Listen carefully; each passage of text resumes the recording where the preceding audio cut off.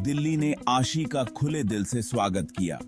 वो एक छोटे शहर की लड़की थी, आंखों में सपनों की चमक। कॉलेज शुरू होने वाला था, जिंदगी का एक नया अध्याय। उसका फ्लैट भले ही छोटा था, उसे महल जैसा लगता था। ये उसका अपना था। आशी डिब्बे खोल रही थी, हर डिब्बा उम्मीदों से भरा हुआ। वो अपने भविष्य की कल्पना कर रही थी, एक सफल करियर, नए दोस्त। यही उसका मौका था, अपनी सीधी सादी जिंदगी से भागने का। उसके अंदर जोश दौड़ रहा था। फ्लैट पुराना जरूर था, लेकिन उसका अपना एक अलग ही आकर्षण था। ऊंची छतें, फीकी पड़ चुकी दीवारें और एक बालकनी जिससे नीचे गली का शोर दिखाई देता था। ये एकदम सही था। आशी ने कई दिन सामान खोलने, सजाने और उस जगह को अपना बनाने में बिता दिए। उसने आसपास की जगहें देखी, स्ट्रीट फूड खाया और अपनी हिंदी सुधारी। लोग अच्छे थे, शहर में रौनक थी। सब कुछ नया, रोमांचक और संभावनाओं से भरा हुआ लग रहा था। आशी अब घर आ चुकी थी। एक शाम फर्नीचर हटाते हुए आशी को दीवार में एक जगह दिखाई दी।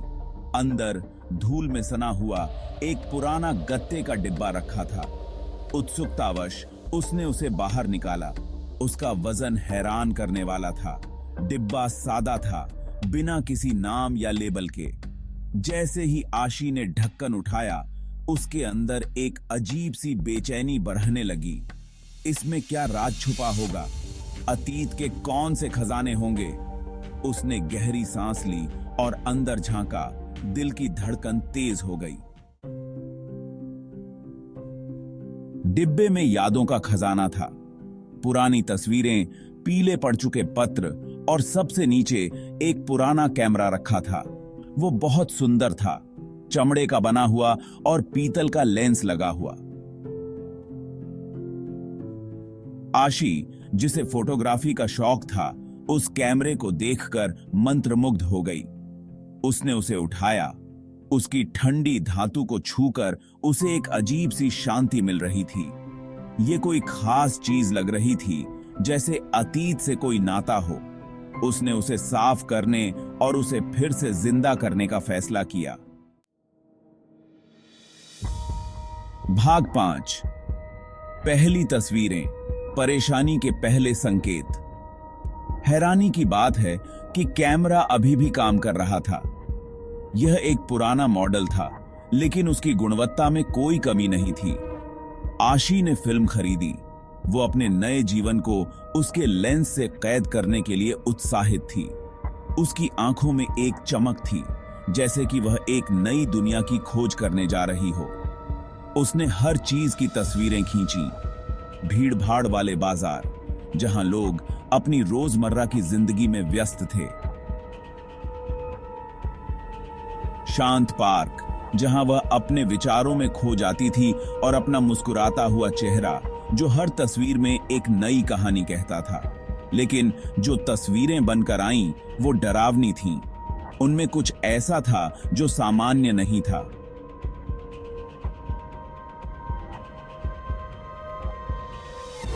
कुछ ऐसा ईशबासी काम देखे की जो उसकी समझ से परे था।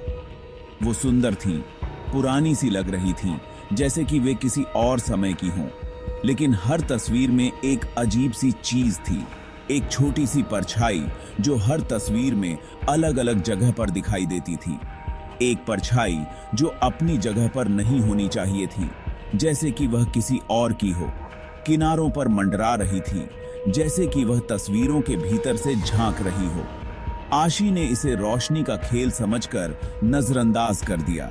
उसने सोचा कि यह सिर्फ एक संयोग है, लेकिन उसके मन में एक अजीब सा डर बैठ गया था। भाग 6।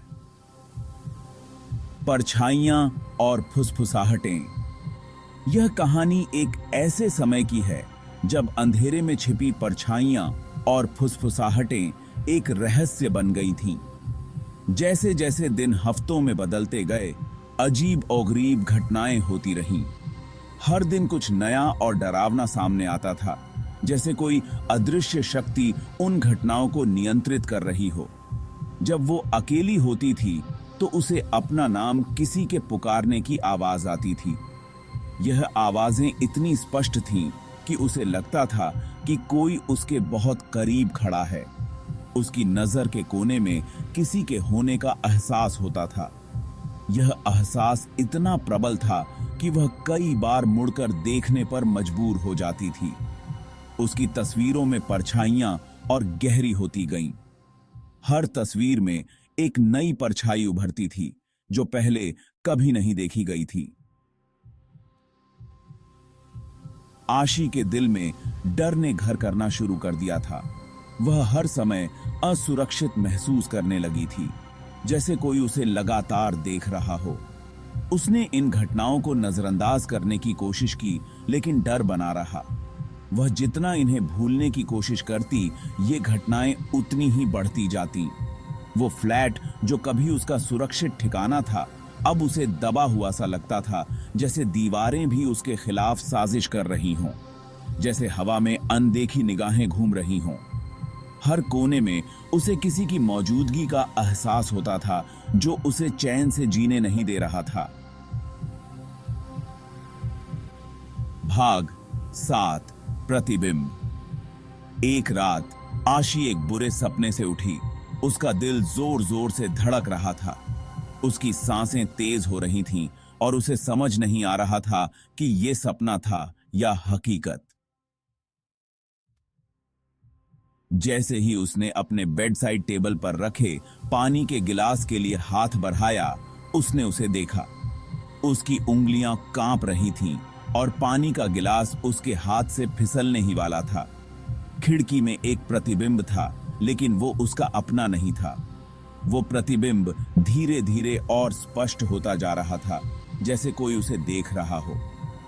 एक औरत जिसका चेहरा परछाइयों से ढका हुआ था, उसे घूर रही थी।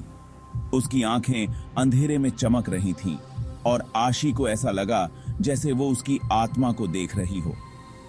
आशी डर के मारे कांप उठी, एक अजीब सा डर जो उसे जकड़े हुए था। उसकी पूरी देह सिहर उठी और उसे लगा जैसे उसके पैरों तले जमीन खिसक रही हो। वो पीछे हटी और गिलास जमीन पर गिर गया। प्रतिबिंब गायब हो गया। गिलास के टूटने की आवाज ने उसकी तंद्रा तोड़ी, लेकिन डर अभी भी कायम था। वो अकेली थी, फिर भी उसे ऐसा लग रहा था जैसे उसे घेरा गया हो, जैसे उसका शिकार किया जा रहा हो। हर कोने से उसे अजीब सी आवाजें सुनाई दे रही थीं और उसे लगा जैसे कोई उसके बहुत करीब खड़ा हो।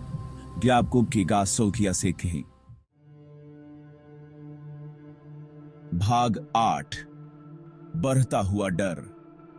आशी का जोश अब खत्म हो गया था।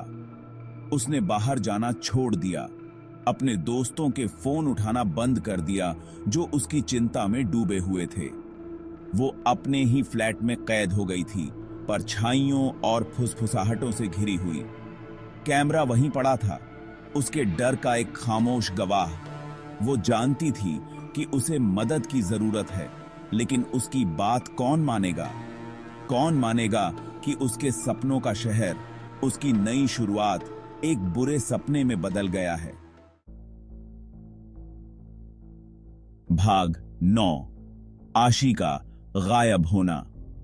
कुछ दिनों बाद आशी गायब हो गई। उसका फोन बंद आ रहा था, उसका फ्लैट खाली पड़ा था। पुलिस को जबरदस्ती घुसने के कोई निशान नहीं मिले, उसके ठिकाने का कोई सुराग नहीं मिला। वो बस गायब हो गई थी। वो फ्लैट जो कभी आशी की हंसी और सपनों से भरा हुआ था, अब खामोशी में डूबा हुआ था। हवा भारी थी, सिर्फ हवा से हिलते हुए पर्दों की आवाज उस सन्नाटे को तोड़ रही थी। आशी जा चुकी थी। भाग 10 कैमरे के राज। हफ्तों बाद आशी का छोटा भाई दिल्ली पहुंचा। उसके चेहरे पर चिंता साफ दिख रही थी। उसने हर जगह ढूंढा, जवाब पाने के लिए बेताब था। उसकी अलमारी के पीछे उसे वो मिल गया, वो कैमरा। जैसे ही उसने ठंडी धातु को अपने हाथों में पकड़ा, उसे अपनी रियर एज की हड्डी में सिहरन महसूस हुई। वो जानता था, एक ऐसे यकीन के साथ जो तर्क से परे था, कि कैमरे में उसकी बहन के गायब होने का राज छुपा है। कैमरे में उसके राज दफन थे।